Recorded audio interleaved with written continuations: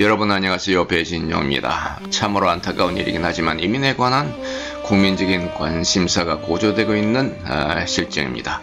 영주권을 따기 쉬운 나라들을 우선 정리해 보았습니다. 전 재산을 정리해서 친지와 친구를 뒤로 하고 머나먼 이국 낯선 타국으로 떠나는 이민은 위험 부담이 큰 것도 사실입니다. 그런 심리적 경제적 부담을 어느 정도 줄일 수 있는 방법을 도로 살펴보았습니다. 선진국의 미국인이나 캐나다인들에게 피서와 은퇴지로 각광을 받고 있는 중남미 나라들이 최근 한국인들에게도 관심거리가 되고 있다는 점과 제가 젊은 시절로 돌아가서 지금 살고 있는 뉴질랜드가 아닌 다른 나라로 이민을 가게 된다면 과연 어떤 나라가 될 것인가 라는 점도 고려해서 경제적 부담이 비교적 적고 거주권이나 영주권을 수월하게 취득할 수 있는 나라들을 두루 살펴보게 된 것이죠. 이 영상은 영주권과 이민의 워밍업 줌으로 간주하고 다음 영상들에서는 차츰 세부 사항으로 접근해 보려고 합니다. 여러분들에게 많은 도움이 되시길 기원합니다.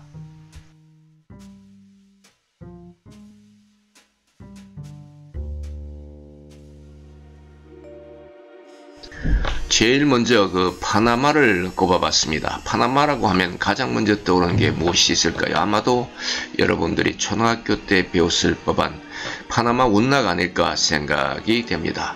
파나마의 주요 수입원은 운나와 바나나라고 합니다. 통계에 의하면 운나 통과 1회 최고 비용은 2010년 노르웨이 크루즈십이 지불한 37만 6천 불이라고 합니다. 그러니까 우리 돈으로 약 4억 정도가 되는 셈인데요. 이만하면 운나 한 품목만으로도 충분한 국정 운영에 필요한 수입이 될 것만 같습니다. 파나마는 아메리카의 홍콩이라고 칭할 만큼 중개무역이 아주 발달된 곳이며 중남미에서 치안이 가장 잘된 나라라고 알려져 있습니다. 또한 파나마는 지상에서 가장 쉬운 이민법을 지니고 있는 나라라고도 합니다. 통용화폐는 미국 달러이며 그 월수입 1000불만 보장되면 장기 은퇴 비자도 받을 수 있다고 합니다. 일반적으로 5000불 그러니까 하나로 약 550만원 정도를 파나마 은행에 예치만 해도 장기 거주 비자를 신청할 수 있다고 하네요. 두 번째로 멕시코를 꼽았습니다. 멕시코 최근 이민법에 의하면 다양한 비자와 이민 프로그램을 제공하며 임시 체류 비자를 받고 매년 21달러만 내면 4년 동안 체류가 가능하다고 합니다. 4년 후에는 영구 영주권을 신청할 수도 있고요. 남미의 정열과 타코 등의 특유한 음식을 실컷 맛볼 수도 있겠지만 치안이 그리 안전한 곳이 아니라고 알려져 있기도 합니다. 마약 카르텔 관련자들 때문에 벌어지는 치안 문제이기에 일반인들의 거주지는 안전하며 그리 신경 쓸 일이 아니라고도 합니다. 세 번째로 에콰도르를 보도록 합시다. 저렴한 생활비에다 미화 달러를 사용하고 이민 조건으로 월 수입 800불을 증명만 하면 24개월짜리 임시 거주 비자를 받을 수 있다고 하네요. 21개월이 지나면 영구 거주 비자를 신청할 수도 있다고 합니다. 에콰도르는 스페인어로 적도라는 뜻입니다. 영어로는 equator라고 하죠. 연중 내내 낮 21도, 밤 10도의 온도가 유지되는 곳이기에 춥지도 덥지도 않은 이상적인 기후라고 알려져 있습니다. 게다가 자연 경치가 빼어나고 낭만적인 분위기가 물씬한 국가로 알려져 있기도 합니다. 에콰도르는 다른 중남미 국가들보다 외국인들의 출입국과 이민에 관련하여 비교적 관대한 국가 중 한 나라였지만 최근에 상당한 변화가 있는 것으로 알려졌습니다.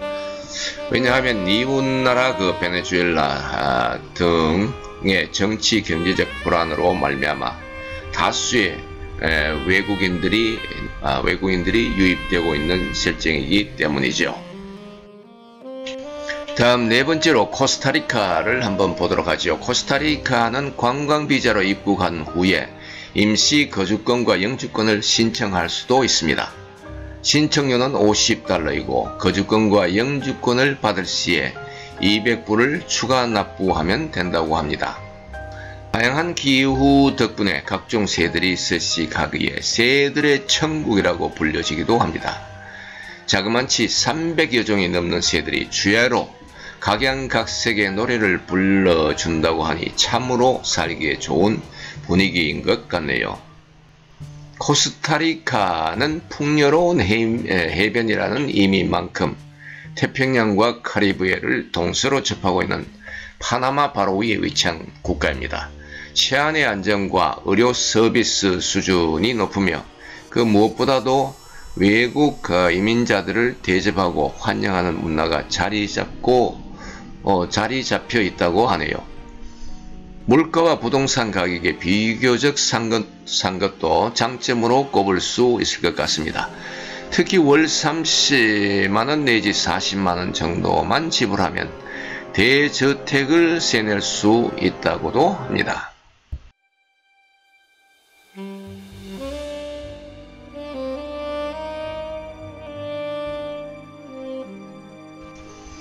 다섯 번째로 벨리즈를 꼽아봤습니다. 우리나라 국민에게 다소 생소한 이름일지도 모르는 그 벨리즈. 멋진 해변과 자연 경관을 자랑합니다. 이민이 비교적 용이하며 인구 밀도가 낮습니다. 한국인은 90일 무비자로 방문할 수 있다고 하네요. 1년 체류 후에 영주권 신청이 가능하며 50주 그러니까 약 1년 동안 30일간의 관광비자를 지속적으로 연장할 수가 있습니다. 1년 체류 후 1000불을 지불하고 영주권을 신청할 수 있다고 하네요. 벨리즈는 대표적 조세 도피처로 알려져 있으며 법인 설립 시 해외에서 번 소득은 법인세와 배당금에 대한 증여세를 물지 않는다고 합니다. 법인세 외에 다른 세금도 지극히 낮다고 하네요.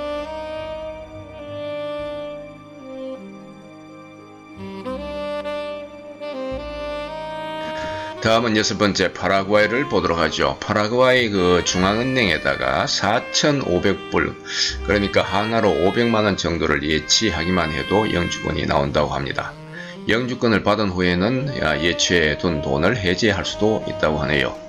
파라과이는 남아메리카 중앙에 위치한 나라로 흔히 남미의 심장으로 불려지기도 합니다.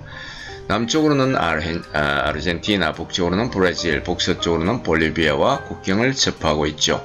파라과이는 50년 전 한국과 수교를 맺었으며 한국인들이 농업이민으로 건너가서 살기 시작했으며 오늘날에는 다수의 교민이 거주하고 있습니다.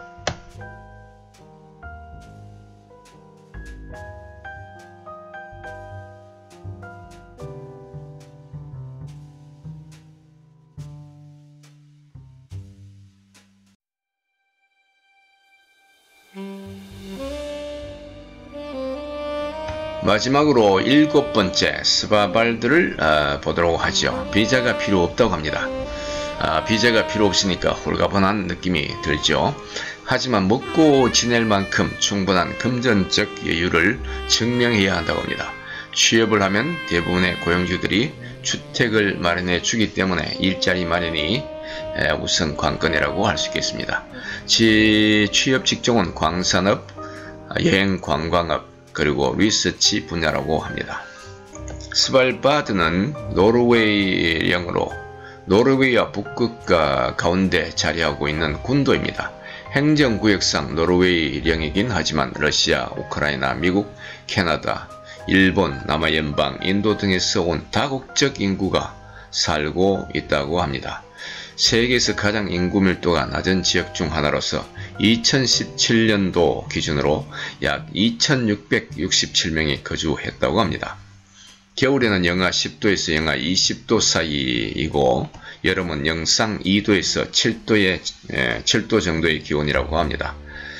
북극섬치고 그리 춥지는 않은 듯 싶네요. 하지만 여름에는 3개월 연속적으로 해가 지지 않고 겨울에는 북극 곰의 출현이 잦아 관광객이 생명을 잃는 사고도 덜어 발생하는 터라 항상 총기를 소지해야 한다고 합니다. 여러분, 심리적, 금전적 부담이 비교적 적은 7개의 나라 영주권에 관한 내용을 살짝 맛보기로 알려드렸습니다. 다음에는 이민에 관한 좀 더 구체적이고 세부적인 사항을 갖고 다시 여러분들을 찾아뵙도록 하겠습니다. 감사합니다.